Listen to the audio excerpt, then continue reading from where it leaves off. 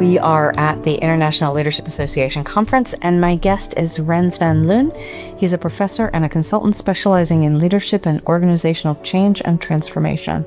In 2015, he was appointed the world's first Professor of Dialogical Leadership at Tilburg University in the Netherlands.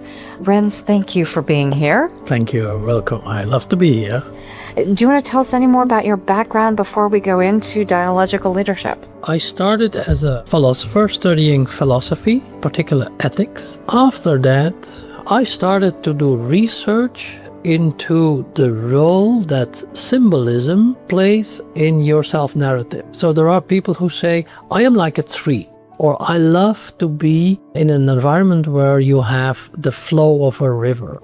It's the narrative that you construct and reconstruct over time about yourself. You develop and redevelop, construct and reconstruct, define and redefine over time. From developmental theory at the later stages, most people believe everything is constructed. There is no truth. There is my observation of what happened, what I've experienced, and the meaning I attach to it is true for me. I would add one word to that. Everything we think about truth is relationally constructed. Like I showed you the photo of my youngest grandchild. There is no concept of truth in her yet. It will be over time relationally constructed and reconstructed between her and her environment, primarily the mother, the father, the grandmother, grandfather, and so on in the family. When you become older, like when you are at our age, for instance, you can also decide to really change something. So to really acknowledge that you can't know the truth, but that truth is always a relational construct between individuals and culturally and in society is a huge shift in thinking and also in how you feel. I've presented this to grad students, this idea that there is no absolute truth. And I remember one student being very angry with me. He was so offended by the idea that there's biblical truth. And if that's true, it's not socially constructed. It's not relative. It's true. I imagine that this thinking can create some pushback for some of your clients. Yeah, absolutely. So for instance, this morning when I did this session on big data, I referred to a conversation that I had with the CFO and I said, data don't exist. Then I referred to the same thing. So data are always relationally co-constructed over time. So data are human produced, are human product. And he said, Rens, please stop. You can leave now. No. But let's say he had difficulty to deeply understand what I meant by that. And this is a question, I think, also for the student that you refer to. People want to have a point somewhere in themselves or in their environment where they can rely on. So the moment you say there is no truth, what happens? If I look at how you work with students, but also with little children, children want to have, let's say, a point of view that they say, okay, this is the point of view that we are holding now. And if you just take that away and say every time we have to reconstruct and rethink, maybe that's another level. For little kids, the truth is you don't play in the street, period. There is no relativity about that. My children don't play in the street. As we get more sophisticated in our thinking, they need to be more nuanced, and it can't be in these situations we don't do, and I continually reevaluate. But I have to have the level of maturity to be able to hold the fact that it's a relative truth. You are born into a culture. So you are born step by step. That's where you take in the truth or the rules in terms of how you think and feel. You take that in. Once you are a mature leader or a mature person, a grown-up person, then you might be able to add something to that. Many people don't do that. And that's essentially the core of my work. I work with individuals and teams to rethink or reconstruct their self-narrative, looking to the past, exploring the present, looking to the future, and rethinking what is truly important in my life. Where am I now? Who am I? And for instance, if somebody says, I am the CFO of this organization, if someone identifies with that 100% and has a very direct, authoritative style, But the same guy is at the same time a coach with one of his children in the hockey team. Or he is a bird watcher in his free time. As a hobby, he is sitting behind the bush and watching birds for hours without doing anything, just watching the birds.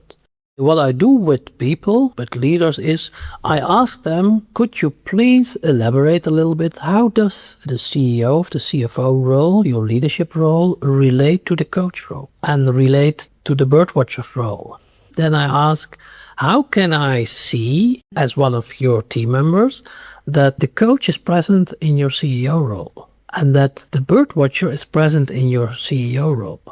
So by asking these questions, and that's essentially the core of the dialogical self theory and also the dialogical leadership theory, is that we try to reconcile different positions within yourself that you have very often unintentionally constructed over time, and how you are able to bring them together. And that's an act of reflection. That's an act of relational reflection. So you do that together with somebody who asks you these questions. So I ask him or her the question, if you look from this perspective, how is this present? And I also ask, are you colleagues able to observe this in you?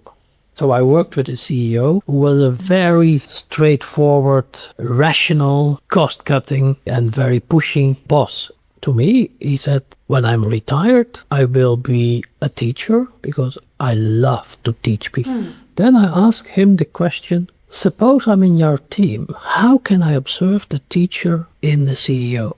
He didn't have an answer. So what he did, actually, in his thinking, he separated the two. He said, first of all, I am a CEO and I will do my job. When I get ready with that, I will do something else which is more for my heart. And what I did, and what you also could do, because it's not because I'm so good, but it is because I'm not him, I'm not his self. I can look at, is this what you want to reach after your retirement already present in your current behavior? And by asking that question, what you do, the impact is that in his mind, two different aspects are recombined that he normally tried to separate. And by asking the question, he started thinking about what is the relation between the two. By asking this question, the trust raised so high because I did not push him to an answer, but I said, think about it. Let's talk about the starting point, the kinds of questions leaders ask themselves to disclose to themselves their inner dialogue.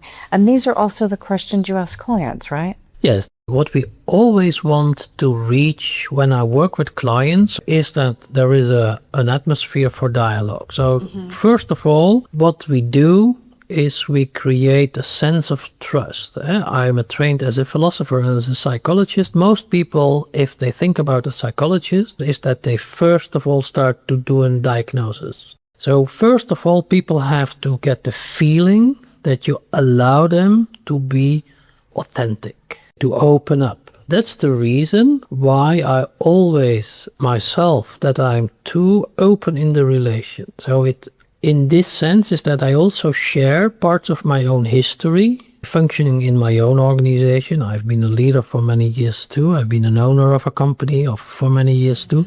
So I also share these insights during the conversation if appropriate. For instance, that I have children and grandchildren and all these topics. So for instance, in my book, after each chapter, I give a short review, reflection on my own life, integrating the different aspects of myself over time from when I was mid-20 till now. For instance, I'm trained as a rational scientist and I'm very good at rational analysis. That's why my professors at the time, they really wanted me to not go into practice because it's more doing it in a theoretical way. But, and I use the word but here with purpose, is that I'm also a very intuitive, relational man. As a consultant for the first 15 years of my life, it was very difficult in my professional life. It was very difficult to integrate the two. And so not to identify that there was this part of me how to bring that together. How to bring that together so that it is not too artificially brought in a conversation or in an interaction with a client, but really, truly that they merge together. It took me until mid-50s. Oh, really? It took that long to integrate? Because when I was 45, I thought I was already quite far. But I had to be realistic. I sensed after many years it's not really integrated. It is, let's say, for 40 or 50%, but now it's truly integrated. I wonder if I talked to you in 10 years if you'd say, well, I thought it was integrative. Let's say in 10 years it will be changed again, of course, of course. But let's say the fundamental discrepancy that I sensed when I was 28, 35, 45, 55, that's really changed. Unless something terrible happens in my life, you don't know. But normally when my life continues as it is doing now, let's say it's fairly stabilized and fairly integrated. And I would say, being also over 50, that there's something that happened around 50 for me that did allow me to shift. And my vision of myself changed. That has rippled through every facet of who I am, how I show up, and certainly how I lead. And that's the same with me. So it's after 50 that I, for instance, also realized that I only live one life. And the birth of grandchildren was very special for me. So I describe that often as it's a gift of life where you can sense that your love, how I love my children and the grandchildren, is at the same level. So my family is now, it's a big family. And I feel very much love for them. And I realized that. And I also realized that I cannot walk away from what is my destiny or what is my course of my life. Agreeing that your life has a direction, that there is a sense of purpose, that there are values that I want to follow. And they were integrated, let's say, somewhere between 50 and 55. How does that integration then connect back with organizational leadership? Many leaders in modern organizations are not well integrated in these different aspects in their, technically we call it different I position, different facets of their self. And very often with people between 45 and 60, for the first time they talk about this for the first time in their life. And for the first time in their life they start thinking about, for instance, what I said, the hockey coach and the CEO role, how they are related and how they could introduce the hockey coach into the CEO role. And that this would make them more effective, but also more authentic. Because very often they say, when I am at the field with my children, then I feel myself. When I am bullying, when I am pushing my employees, it doesn't feel good. It's good that it doesn't feel good to be bullying your employees. It doesn't feel, because they also, when they are talking with me, they understand that it is not the right style to work, and maybe it works, but it is not the right style, let's say, to positively influence your people. So this is what we very often see, is that people become aware how they might integrate these quite easily. Why? Because are not coming from a list that is not you. They are coming from somewhere in your system, but they have a position, and then I make a hand movement and you can see that, but the listeners can't see that, but it is behind the other hand. So bring it to this position.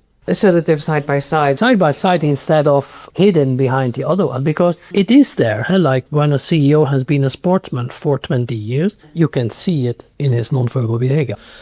I mention here an example of one of the managers who always has been a black belt karate teacher. So if you meet with a black belt karate teacher, you meet with someone who is physically very, very present.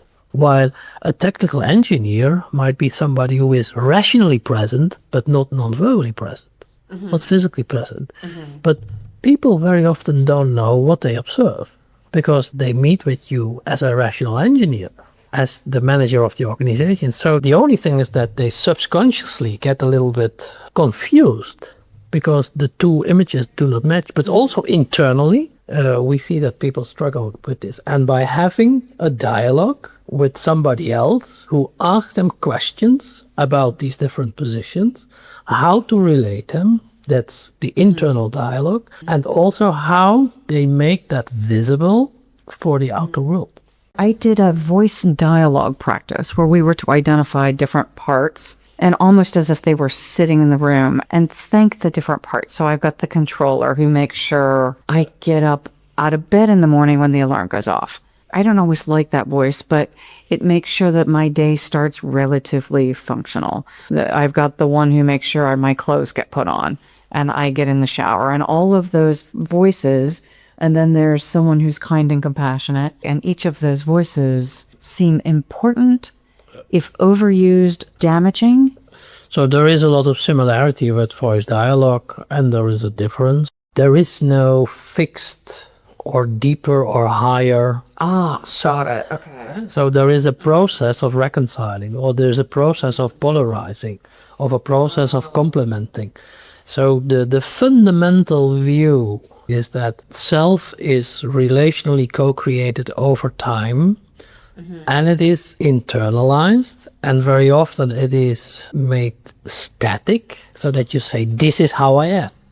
I'm rational.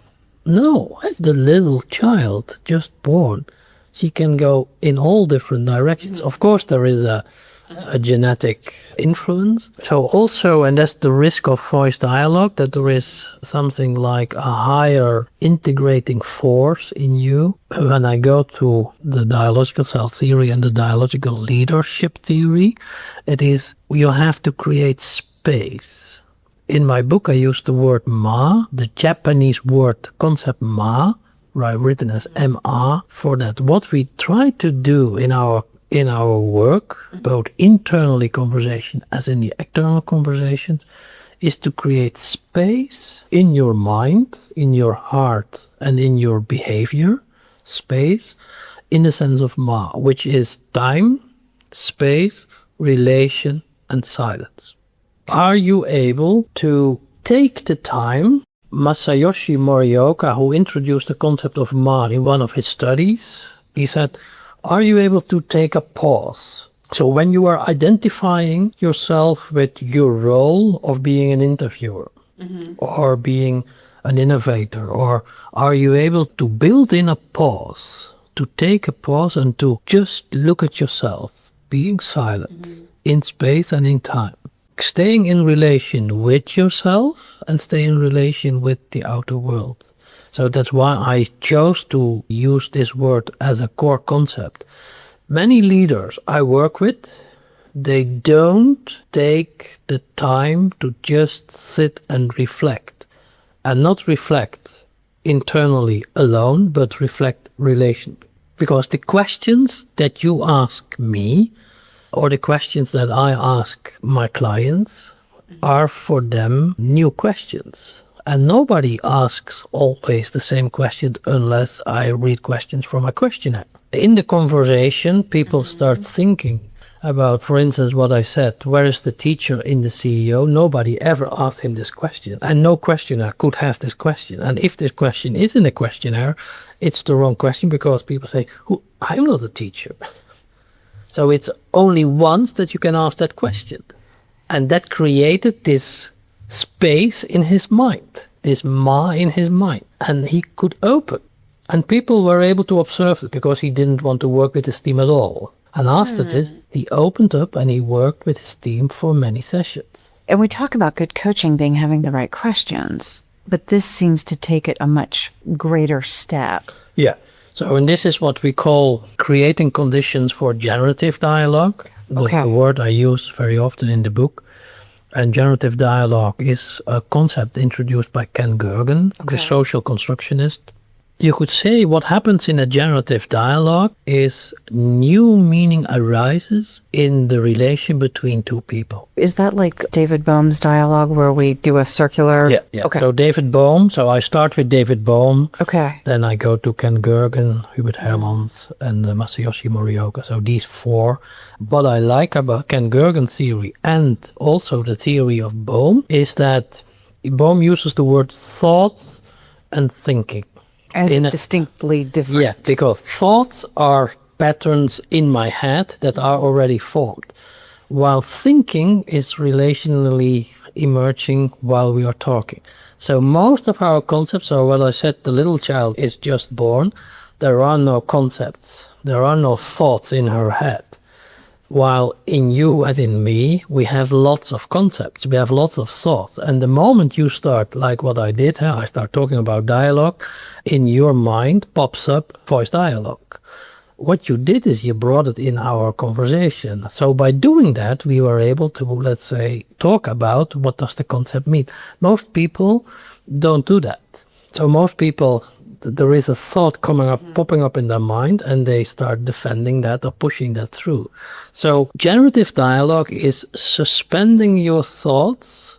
First of all, listening, suspending your thoughts, showing respect, and only in the next process in the conversation, voicing what is on your mind, but not like what many people do. You make a statement, I say yes, but, and then I verbalize my thought, which is an old thought. What I like about that dialogue concept is by inquiring, I then open myself to shift how I see. And so now I am left with the question, what do I think?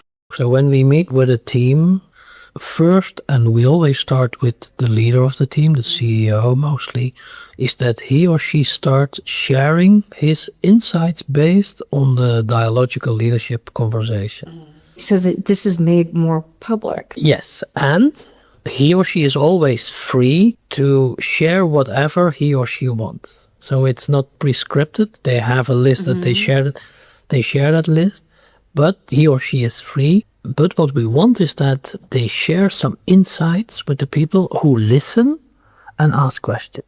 Fascinating.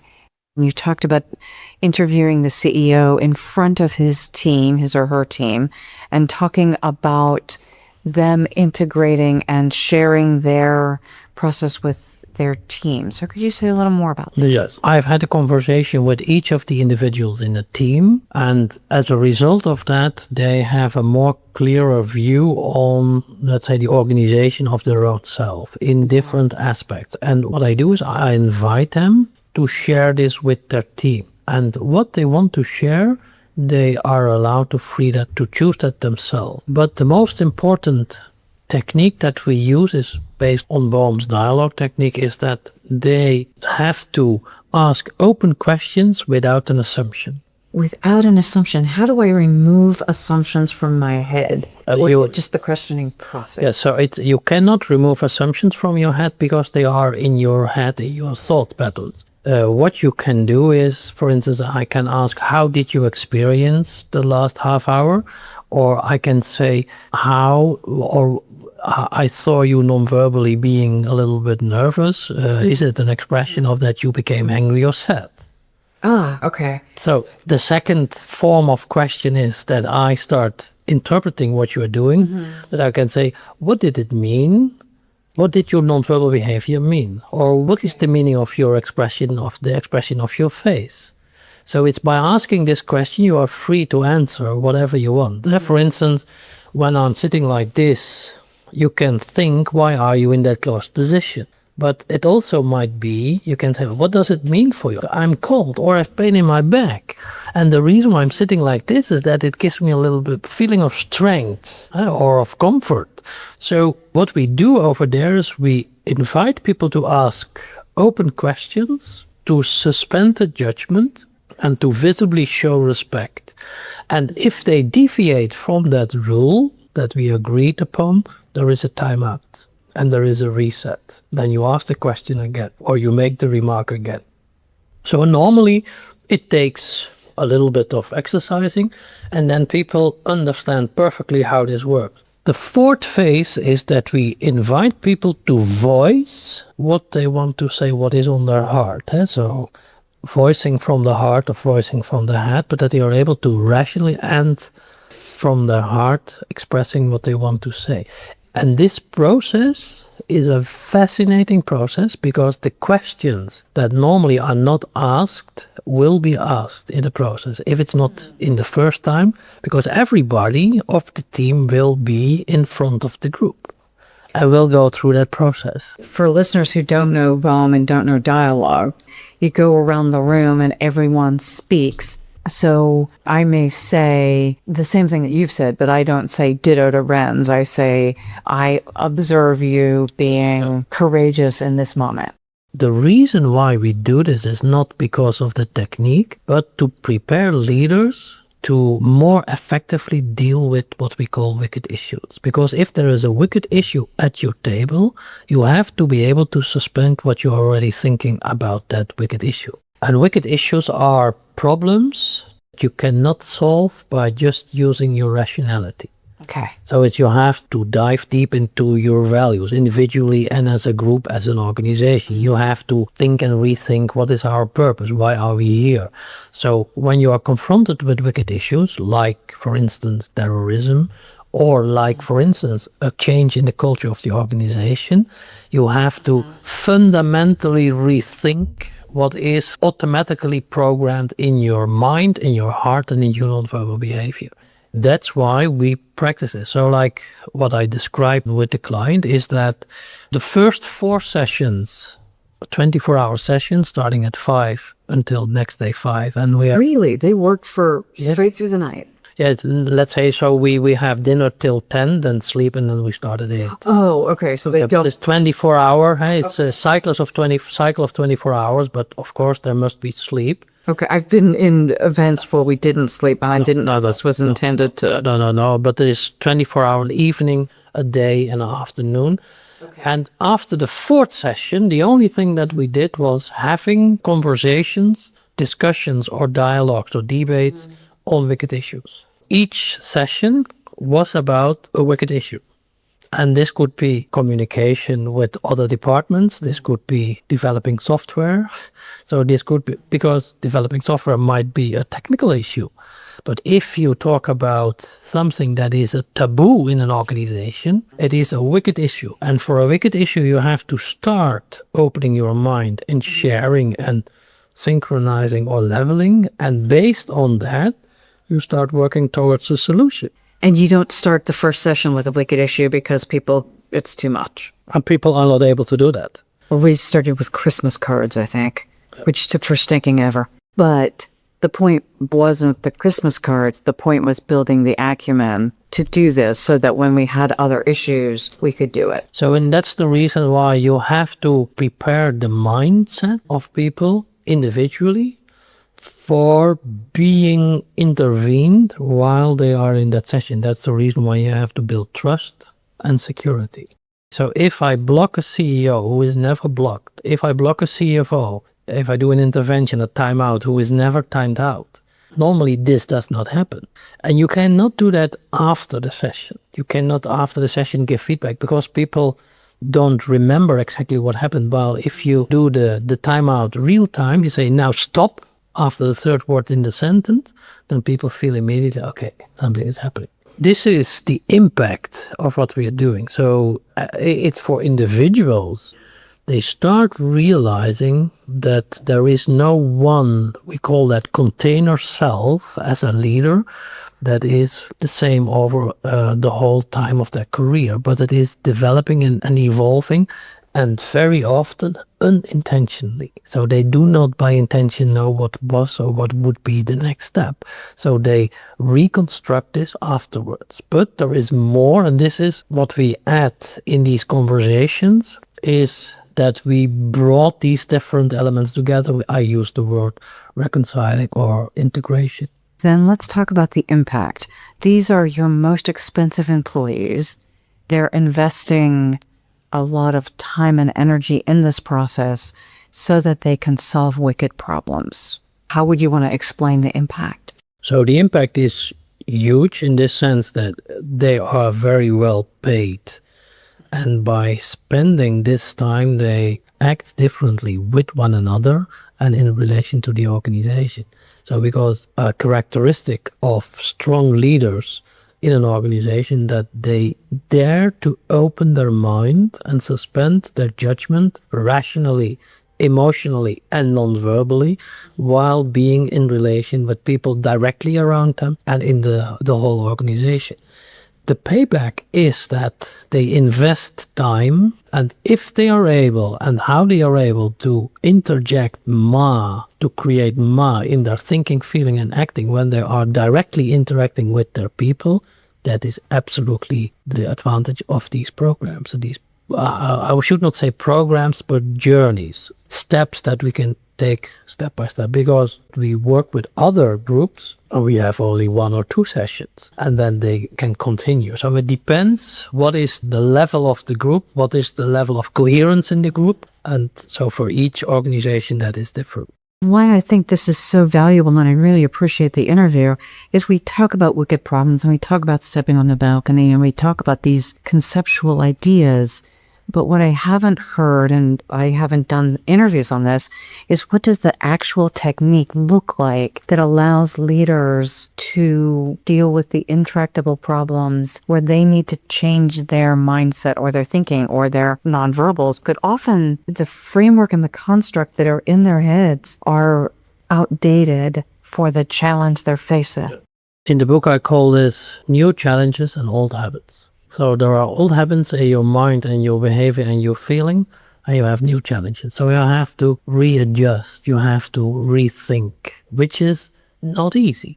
It's painful, it's difficult. So that's why you have to do that together. And the reason why I do not use the word interview, I use the word conversation and dialogue. So start a conversation and the dialogue, a generative dialogue, where there is new meaning emerging in the relation. While in an interview, you try to enable to facilitate the other person to talk and to gather information.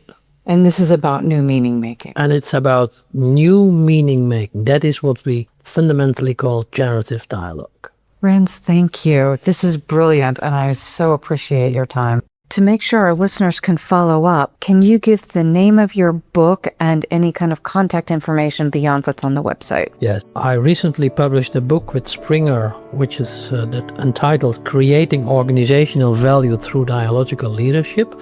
The subtitle is Boiling Rice in Still Water, and you can already think a little bit about the meaning of this subtitle after what you have heard in this interview. And of course, you can contact me via email if you're interested in working with us. Brilliant. Thank you.